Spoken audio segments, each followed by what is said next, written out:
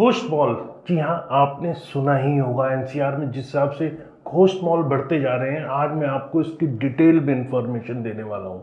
सबसे पहले इसको ब्रीफ करूँगा और फिर क्यों ये मॉल बढ़ते जा रहे हैं, इसके पीछे क्या रीज़न है, कस्टमर के क्या एक्सपीरियंस है, ऑपरेशन चैलेंजेस क्या क्या है, मार्केट डायनेमिक्स क्या है, स्ट्रक्चरल और रेगुलेटरी फैक्टर्स क्या क्या है, फ्यूचर प्रोस्पेक्ट्स क्या क्या है और क्या हमें कॉल लेने की ज़रूरत है।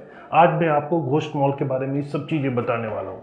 वीडियो में कहीं मत जाइएगा, क्योंकि ये आपके शॉपिंग एक्सपीरियंस को ही नहीं, आपकी इन्वेस्टमेंट को भी कोरिलेट करता है।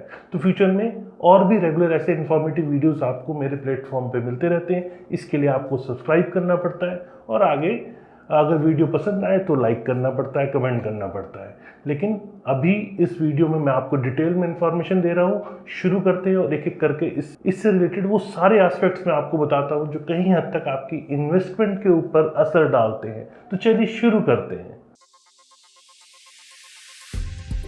नमस्कार, मैं हूं प्रदीप मिश्रा। प्रॉपर्टी मिश्रा शो में आपका स्वागत है। यहाँ हम आपको प्रॉपर्टी और प्रॉपर्टी मार्केट की हकीकत बताते हैं। नो बकवास, डायरेक्ट काम की बात। चलिए शुरू करते हैं।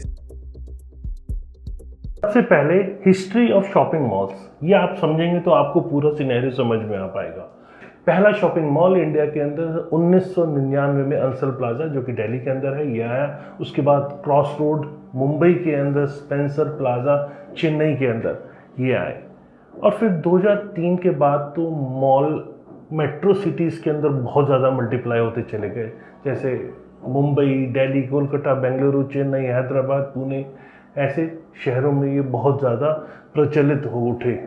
और साथ साथ इनके आसपास लगने वाले शहर, जैसे एनसीआर की बात करें तो गुरुग्राम, नोएडा, गाजियाबाद, इनमें भी ये बहुत पॉपुलर हुए। और ये मॉल कंसेप्ट आसपास के एरिया में इतना पॉपुलर हुआ कि ये बहुत ज़्यादा ट्रेंड में आ गया और लोगों ने इसे एक्सेप्ट किया। बिल्डर्स ने भी इसके अंदर काफ़ी इन्वेस्टमेंट करनी शुरू की, मॉडर्न मॉल्स बनाने शुरू किए, क्योंकि एक प्रॉफिटेबल वेंचर था। जिस हिसाब से ग्रोथ 2003 के बाद से ट्रेमेंडस देखने को मिली और पीक 2007 तक देखने को मिला।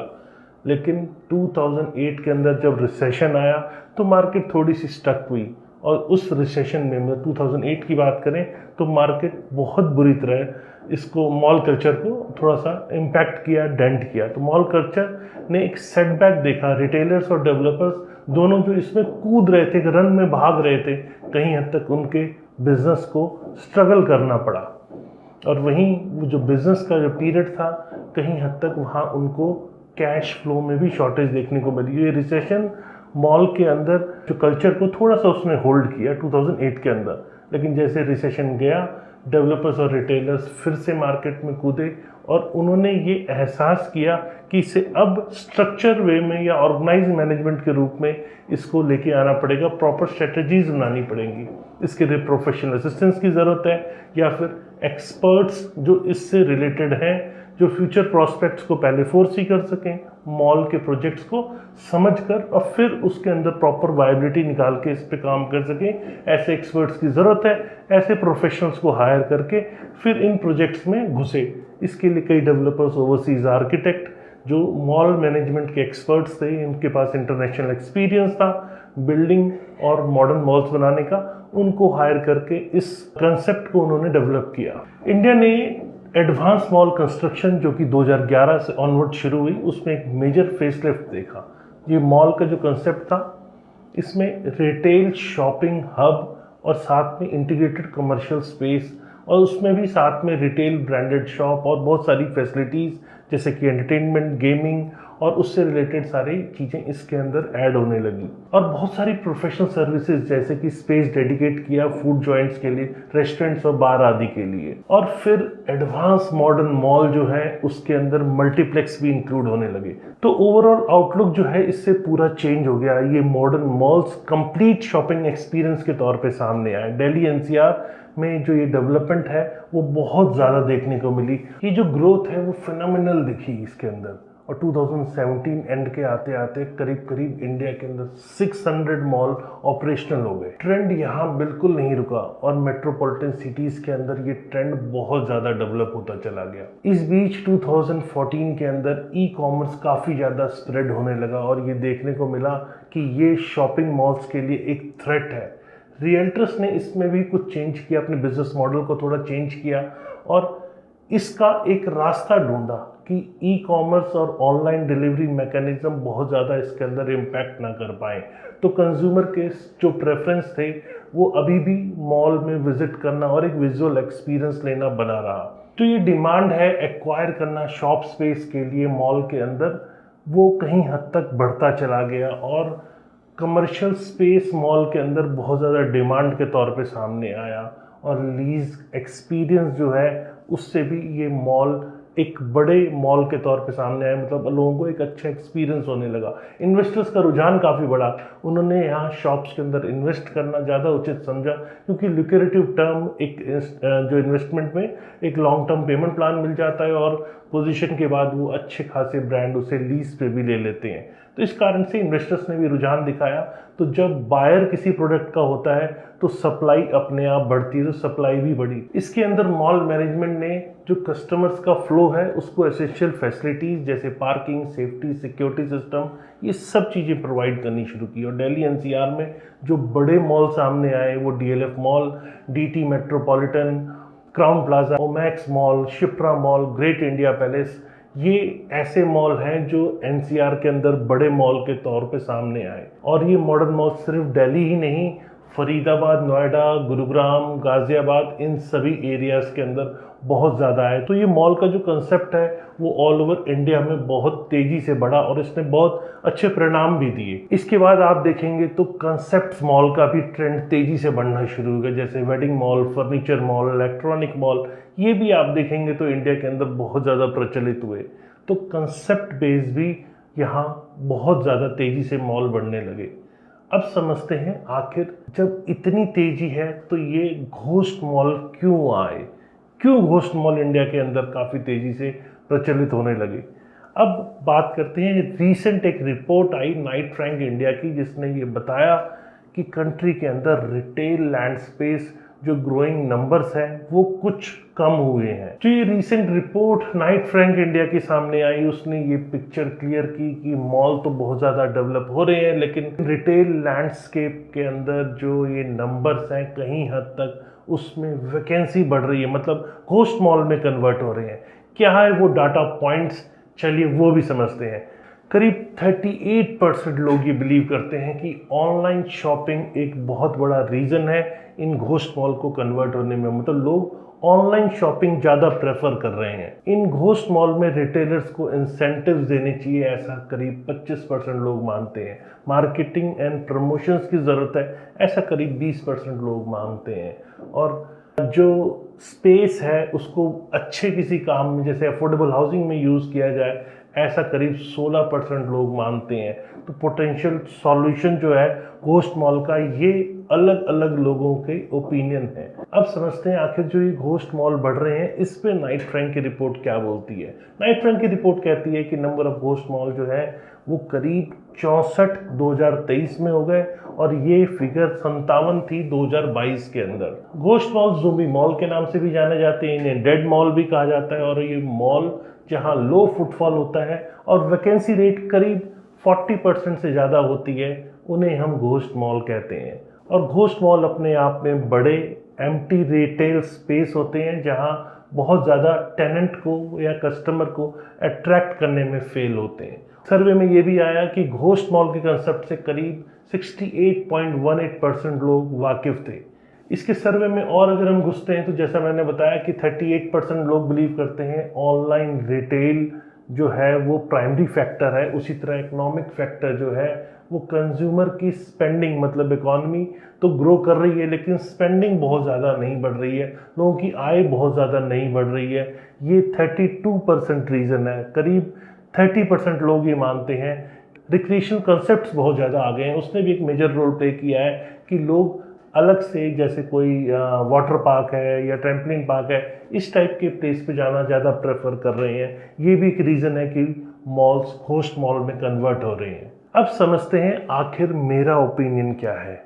मैंने भी इनको काफ़ी डीप में स्टडी किया और मैंने ये पाया कि शॉपिंग मॉल के बंद होना या घोस्ट मॉल में कन्वर्ट होने के पीछे लोकेशन ऑफ मॉल, अगर लोकेशन बहुत अच्छी नहीं है तो भी ये चांसेस बढ़ जाते हैं। लैक ऑफ मेजर ब्रांड्स मतलब ब्रांड्स आते हैं तो फुटफॉल आता है, कई बार ब्रांड्स बड़े नहीं आ पाते, इस कारण से भी फुटफॉल नहीं आता, क्योंकि ब्रांड्स फुटफॉल पुल करते हैं और फिर आसपास के ब्रांड्स जो छोटे ब्रांड्स हैं वो भी चल पाते हैं। तो उसका कम होना, एश्योर रिटर्न देके लोगों को ओवर रिटर्न की एक्सपेक्टेशन देना, जब लोगों को एडिशनल रिटर्न की एक्सपेक्टेशन हो जाती है तो कम रेट पे वो लीज पे नहीं देते, क्योंकि उन्होंने हायर रेट पे वो प्रॉपर्टी खरीदी होती है। और इसी कारण से जब लीज रेट कम पे नहीं देंगे और बिका हुआ माल, मान लीजिए डेवलपर ने वो प्रोडक्ट सेल कर दिया और उसे देने के लिए लीज पे जिसने खरीदा वो तैयार नहीं है कम रेट के ऊपर, तो वो मॉल चल नहीं पाते। और कुछ चलते हैं ब्रांड और कुछ नहीं चल पाते, या पूरी तरह मॉल नहीं चलता तो कहीं हद तक वो दिक्कत आती है, और ये भी रीज़न होता है कि वो घोस्ट मॉल में कन्वर्ट हो जाते हैं। अब समझते हैं कस्टमर के एक्सपीरियंस क्या है। कस्टमर एक्सपीरियंस इश्यूज भी कुछ है, उनको भी समझते हैं। लैक ऑफ डिजायर्ड प्रोडक्ट, आप शॉपिंग करने तो जा रहे हैं, कई बार जो आपको परचेज करना है वो आपको मिल नहीं पाता, इस कारण से भी आपका एक्सपीरियंस खराब होता है, तो इसीलिए भी लोग अगली बार जाना बंद कर देते हैं। कंफ्यूजिंग स्टोर मैनेजमेंट, कई बार स्टोर डिफरेंट फ्लोर पे, अलग अलग फ्लोर पे कोई सिमेट्री नहीं होती, लोगों को पता नहीं होता ये ब्रांड कौन से फ्लोर पे है, तो ये पुअर मैनेजमेंट भी कई बार लोगों को उस शॉप तक, उस रिटेल स्टोर तक पहुंचने नहीं देता। High price and misleading discounts, कई बार इन्फ्लेटेड प्राइस होते हैं, फेक डिस्काउंट उसके अंदर होते हैं, जिससे शॉपर्स डिस्करेज होते हैं। फिर कस्टमर ट्रस्ट एंड रिलेशनशिप का लैक होना, कई बार पर्सनलाइज शॉपिंग एक्सपीरियंस आपको पुरानी शॉप्स पे जो मिलता था, जहाँ फैमिलियर हो जाते थे, लॉन्ग क्यूज बहुत ज़्यादा लोगों को वहाँ पे मिलते हैं। कभी छोटा ही भी आइटम लेने के लिए गए तो पता लगा लंबी लाइन में खड़ा होना पड़ा, तो ऐसे भी बड़े इश्यूज आते हैं। फिर अगर कोई पैक आप लेकर आए हैं, पैक्ड आइटम, और वो ओपन हो गया है तो उसकी रिप्लेसमेंट ना होना। Limited return policy on for open items.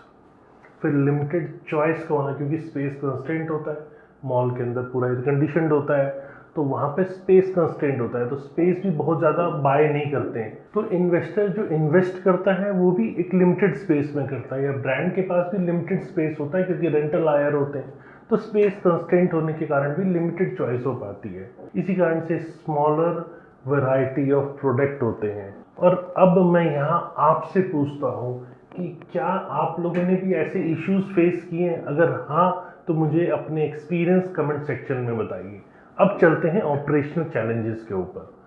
पहला ऑपरेशनल चैलेंज आता है कि हायर ऑपरेशनल कॉस्ट आती है, property tax, power backup charges, staff salary, maintenance cost, ये बहुत सारी कॉस्ट है जो मॉल के अंदर शॉपिंग एक्सपीरियंस जो करवाते हैं आपको, मतलब शॉप जिन्होंने ले रखी है या जिसने लीज पे ली है, उनके ऊपर ये चार्जेस आते हैं।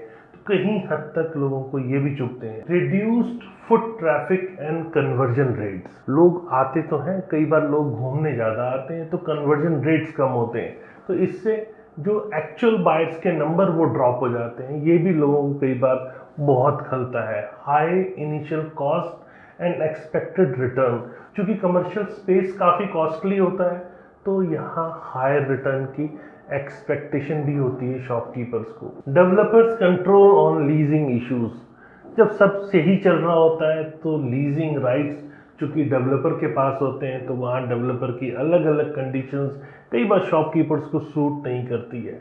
कई बार कहते हैं आपको आप 5 स्टार एसी ही लगाएंगे, आप 3 स्टार या 4 स्टार एसी नहीं लगा सकते, आप इतनी हाइट पे ये काम कर सकते हैं। ऐसी तमाम जो बाउंडेशंस हैं वो कहीं हद तक ब्रांड को वर्क नहीं करने देती है।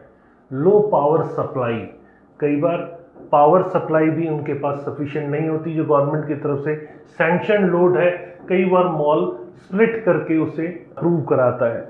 इस कारण से बहुत ज़्यादा ब्रांड्स जो आते हैं उनको पावर सप्लाई नहीं मिल पाती, क्योंकि अब इलेक्ट्रॉनिक आइटम बहुत ज़्यादा कंज्यूम होने लगी हैं, तो पावर सप्लाई का कम होना भी कहीं हद तक ब्रांड को दुख देता है। अब मेरे को आप बताइए कि क्या आप सोचते हैं कि क्या ये ऑपरेशनल चैलेंजेस आप भी फेस करते हैं? अपने थॉट्स मेरे को नीचे कमेंट सेक्शन में बताइए, मैं जानना चाहता हूँ कि आप क्या सोचते हैं, क्या ये फेस आप भी करते हैं। अब बात करते हैं मार्केटिंग डायनेमिक्स की। सबसे पहला, ऑनलाइन शॉपिंग इम्पैक्ट। जिस हिसाब से ऑनलाइन रिटेल के अंदर कंपटीशन बढ़ा है, ब्रांडेड शॉप्स मॉल के अंदर काफ़ी ज़्यादा आ गई हैं, लेकिन मिडिल क्लास को बहुत ज़्यादा अट्रैक्ट नहीं कर पाती। कई बार मिडिल क्लास बहुत ज़्यादा हायर कॉस्ट के ऊपर ब्रांडेड शॉप्स के अंदर ब्रांडेड आइटम्स को बाय नहीं कर पाता। अनअफोर्डेबल ब्रांडेड प्रोडक्ट्स हमेशा लोगों के लिए एक दिक्कत बने रहते हैं कि प्रोडक्ट इतने हायर कॉस्ट के होते हैं कि एवरेज मिडिल क्लास का जो कंज्यूमर है उसे बहुत ज़्यादा शॉपिंग करने का मौका नहीं मिल पाता। पॉपुलैरिटी ऑफ एंटरटेनमेंट ऑप्शंस, कई बार लोग मॉल विजिट तो करते हैं क्योंकि एंटरटेनमेंट के ऑप्शंस अब मॉल के अंदर इतने ज़्यादा आ गए हैं, तो लोग किड्स प्ले जोन्स के अंदर, फूड जॉइंट्स के अंदर और मल्टीप्लेक्स यूज़ करना ज़्यादा पसंद करते हैं कंपैरिजन टू शॉपिंग। तो मॉल्स अब kids play zone, food joint और मल्टीप्लेक्स के लिए ज़्यादा यूज़ होने लगे हैं। तो अब मेरे को आप यहाँ ये बताइए कि क्या आप मॉल शॉपिंग करने जा रहे हैं या एंटरटेनमेंट के लिए जा रहे हैं? क्या है आपके व्यूज़, ये मुझे कमेंट सेक्शन में बताइए। मैं आपकी प्रेफरेंस को समझना चाहता हूँ, इससे मेरे को एनालाइज करने में हेल्प मिलेगी। क्योंकि हम रियल एस्टेट इंडस्ट्री से होते हैं तो हमें रेगुलर आपके टेस्ट को समझना भी ज़रूरी होता है। चलिए अब बात करते हैं स्ट्रक्चर और रेगुलेटरी फैक्टर्स की। लॉजिस्टिक इंप्रूवमेंट, जिस हिसाब से गवर्नमेंट की इनिशिएटिव डेडिकेटेड फ्रेट कॉरिडोर अपने आप में ऑनलाइन शॉपिंग को बूस्ट कर रहे हैं, क्योंकि छोटे छोटे शहर से बड़े बड़े शहरों तक अब सामान पहुंचना बहुत आसान हो गया है। और जिस हिसाब से टेक्नोलॉजी डेवलप हो रही है, एक चिप जो सप्लाई आइटम के अंदर लगा दी जाती है और वो आपके यहाँ कब पहुँच रही है आप उसे इजीली ट्रैक कर सकते हैं। ऐसी टाइप की टेक्नोलॉजी डेवलप हो रही है, इसके कारण से ऑनलाइन शॉपिंग एक्सपीरियंस काफ़ी बढ़ रहा है। तो ये मॉल्स के लिए एक थ्रेट है।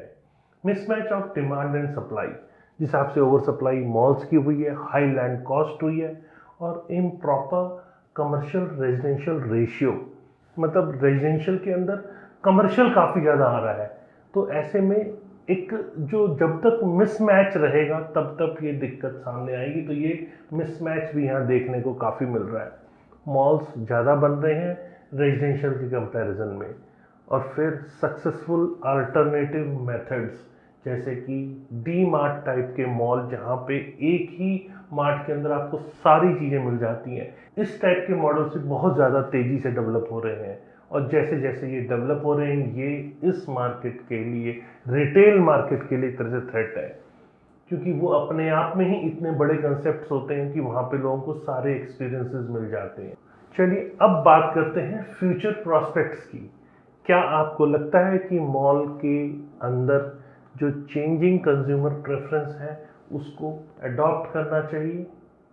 क्योंकि इस समय पोटेंशियल जो है मिक्स लैंड यूज डेवलपमेंट, जिसके अंदर इनकॉर्पोरेट किया जाए रिटेल को, जैसे टीओडी पॉलिसी 15 शहरों में बजट के टाइम पे अनाउंस की गई है। क्या आपको लगता है कि ऐसी TOD policy mix land use development और एंटरटेनमेंट और सारी सर्विसेज को एक जगह क्लब करके करना चाहिए? मुझे लगता है इस टाइप के कंसेप्ट ज़्यादा बेहतर चल सकते हैं। और importance of innovative management strategies और प्रोफेशनल असिस्टेंस इस मॉल के अंदर मेरे को लगता है कि ज़रूरी है। इस टाइप के अगर एक्शंस लिए जाएं तो ये मॉल चल सकते हैं। कॉल ऑफ एक्शन, अब बात करते हैं आपको क्या लगता है फ्यूचर में ऐसे शॉपिंग मॉल्स चलें, इसके लिए क्या करना चाहिए? क्या ज़रूरी चीज़ें हैं जो इसे करने से ये रिटेल स्पेस चल सकते हैं? तो ये मैं आपसे आपके कमेंट्स में एक्सपेक्ट करता हूँ। अगर वीडियो पसंद आए तो लाइक, कमेंट, शेयर करना ना भूलें और फ्यूचर में और रेगुलर ऐसे इंफॉर्मेटिव वीडियोस देखने के लिए मुझे सब्सक्राइब करें। नमस्कार एंड जय हिंद।